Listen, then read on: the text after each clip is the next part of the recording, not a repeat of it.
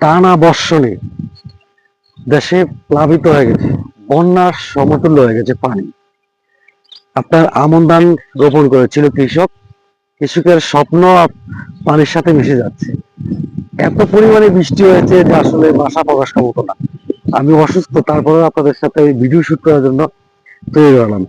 আপনার এইদিকে যদি দেখাই, একটু অবস্থাটা দেখাই, বিশেষ করে ওই সাইডে এত পরিমাণে পানি হয়েছে আজকে 2 দিন, মাত্র 2 দিনের পানি, টানা বর্ষণ, এত পরিমাণে বৃষ্টি হয়েছে যে আসলে ঘর থেকে বের হওয়ার মতো কোনো সুযোগ নেই। প্রচুর পরিমাণে বৃষ্টি হয়েছে। এই যে আমার পানি দেখাই, কতটুকু পানি, আপনার লামা পর্যন্ত পানি, এই পর্যন্ত পানি হয়ে গেছে। আর এত পরিমাণে আপনার এই যে এই জমিগুলোতে বিশেষ করে আপনার ধান রোপণ করা হয়েছিল, হাজারো কৃষকের স্বপ্ন কিন্তু এখানে পানির তলে ডুবে গেছে। কৃষকের স্বপ্নগুলো আপনার এখানেও রোপণ করা হয়েছে ধান, ওইদিকেও ধান রোপণ, ওই যে ধান রোপণ, এই যে ধান রোপণ গুলো করেছিল বিশেষ করে কৃষকের স্বপ্ন নিয়ে, এই স্বপ্নগুলো কিন্তু এখন পানির তলে মিশে গেছে। শুধু আমাদের এখানে না, চাঁদপুর কচুয়া এই জায়গাটা তো না, সমগ্র বাংলাদেশে এমন অবস্থা হয়েছে।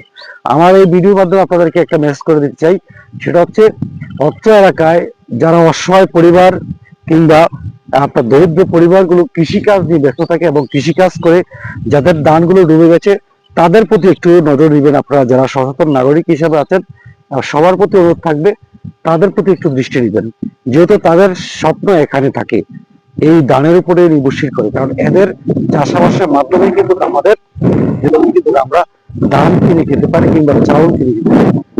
যাই হোক, আপনারা চেষ্টা করবেন এদের প্রতি একটু নজর দেওয়ার জন্য, যাতে করে এরা যদি এত বড় একটা লসের ক্ষতি হয়েছে এই ধান রোপণের ফলে, যেহেতু পানি তলিয়ে গেছে, বিভিন্ন এলাকা প্লাবিত হয়ে গেছে এই বন্যার কারণে। তো এদের প্রতি একটু নজর দেওয়ার চেষ্টা করবেন, যাতে করে বিশেষ করে যতটুকু পারেন ততটুকু সহায়তা করার চেষ্টা করবেন, যেহেতু অনেক বড় ধরনের একটা লস হয়ে গেছে। হঠাৎ করে 2 দিন যাবৎ টানা বৃষ্টির কারণে আপনার সকল কিছু প্লাবিত হয়ে গেছে, বিভিন্ন জায়গায়, বিভিন্ন গ্রামে, বিশেষ করে আপনার সকল কিছু থেকে বিচ্ছিন্ন, বিদ্যুৎ থেকে আপনার খাওয়া দাওয়া থেকে সকল লাইন থেকে ওরা বিচ্ছিন্ন হয়ে গেছে কিছু গ্রাম। তাই সকলে চেষ্টা করবেন যে কোনো জায়গাগুলো আপনার প্লাবিত হয়ে কোনো ধরনের মানুষ সেখানে যাতায়াত করতে পারে না, কিংবা বিদ্যুতের লাইন না থাকার কারণে সেখানে খাওয়া দাওয়া পর্যন্ত কিছু বুঝতে পারে না, তাদের প্রতি একটু দৃষ্টি দিবেন এবং তাদেরকে সহযোগিতা করার চেষ্টা করবেন। আমার এই ভিডিওগুলো আপনাদের কাছে ভালো লাগলে অবশ্যই শেয়ার মাধ্যমে অন্যদের কাছে করে দেবেন। আমার সেই বিশ্বাস এবং আশা আছে, মানে সবকিছু প্লাবিত হয়ে গেছে মাত্র 2 দিন, এত পরিমাণ। আকাশের অবস্থা যদি দেখাই, আকাশের অবস্থাও কিন্তু এখনো মেঘলাচ্ছন্ন, পরিষ্কার হচ্ছে না। অর্থাৎ যেই কোনো সময় আবারও টানা বর্ষণ হওয়ার সম্ভাবনা আছে। কিন্তু এই যে ঘূর্ণিঝড়টা, এটা যাওয়ার পরে অর্থাৎ শক্তি যে রূপান্তরিত হয়েছে, অর্থাৎ এই ঘূর্ণিঝড়ের যে শক্তিটা, সেই শক্তি, তার শক্তিটা দেখিয়েছে যে এত পরিমাণ শক্তি, সে বুঝিয়ে দিয়েছে তার শক্তির পাওয়ার কতটুকু, সে বুঝিয়ে দিয়েছে। আর এরপরে যেটা আসতেছে আপনার, যে আপনার ঘূর্ণিঝড়টা আসবে, সেটার নাম হচ্ছে সেনিয়া। এই সেনিয়াও কিন্তু মারাত্মক আকার ধারণ করার সম্ভাবনা আছে, আবহাওয়াবিদদের থেকে জানানো হচ্ছে। এর পরে পরে কিন্তু ওই জিনিসটা আসতেছে, সেটা হচ্ছে আপনার সেই ঘূর্ণিঝড়টার নাম হচ্ছে সেনিয়া। অর্থাৎ দোয়া করি আল্লাহ পাক, সবার কাছে দোয়া করবেন এবং সকলে দোয়া করবেন আল্লাহ পাক যাতে প্রিয় মাতৃভূমিকে সকল ধরনের প্রাকৃতিক দুর্যোগ থেকে রক্ষা করে। কারণ গত বছর বন্যায় প্লাবিত হয়ে যে একটা ক্ষতিগ্রস্ত হয়েছে, এখনো যদি আবার সেই বন্যা হয়, তাহলে আমার প্রিয় মাতৃভূমি অনেকটাই ক্ষতিগ্রস্ত হবে।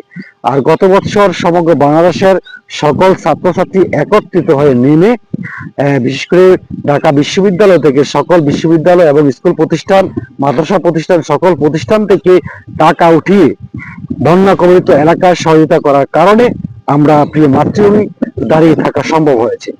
আমি আশা করব যদি এই ধরনের কোনো সিচুয়েশন চলে আসে, তাহলে সকলে আবারও স্কুল, মাদ্রাসা, কলেজ, সকল প্রতিষ্ঠান থেকে আমরা একত্রিত নেমে আবারও আমরা সহযোগিতার হাত বাড়িয়ে দেব।